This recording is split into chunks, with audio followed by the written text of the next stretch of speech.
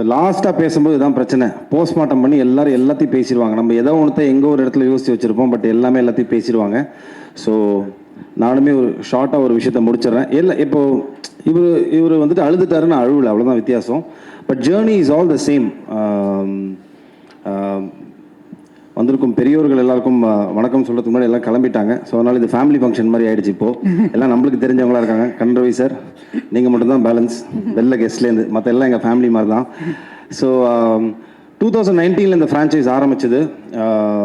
என்னோடய கெரியரில் நான் இவ்வளோ படங்கள் பண்ணியிருக்கேன். அதில் நிறைய புது டைரக்டர்ஸ் நிறையா இருந்திருக்கு. ஸோ அப்படிப்பட்ட ஒரு ஜேர்னியில் தான் எனக்கும் அவர் செந்தில் சாருக்கும் இந்த ஜேர்னி ஆரம்பிச்சது. 2019 காளிதாஸ் வந்து மிகப்பெரிய வெற்றி அடைஞ்சது.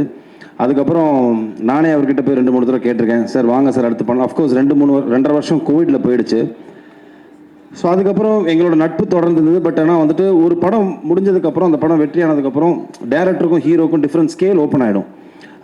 அவருக்கான ரெக்குவயர்மெண்ட்ஸ் வேறு மாதிரி மாறும். ஒரு சில பெரிய ஹீரோக்கள் பெரிய ப்ரொடக்ஷன் அவர் அப்ரோச் பண்ணுவாங்க, எனக்கு பெரிய ப்ரொடக்ஷன் கம்பெனியோ பெரிய டேரக்டர்ஸோ அப்ரோச் பண்ணுவாங்க. இப்படி ஸ்கேல் ஓப்பன் ஆகும்போது அவரோட ஜேர்னியை பார்க்க போயிட்டார், நான் என்னோட அடுத்தடுத்த படங்கள் பண்ண போயிட்டேன்.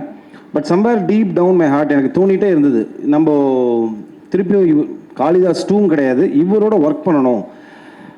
ட்ரஸ்ட் மீ, நான் நிறைய புது டேரக்டர்ஸோட ஒர்க் பண்ணியிருக்கேன். Is one of the cream technicians I ever work with. அவ்வளோ சின்சியர் அண்ட் இங்கே வச்சுருப்பார் எல்லாத்தையுமே. அண்ட் ஸோ நம்ம தைரியமாக நம்மளை போய் ஒப்படைச்சிடலாம்.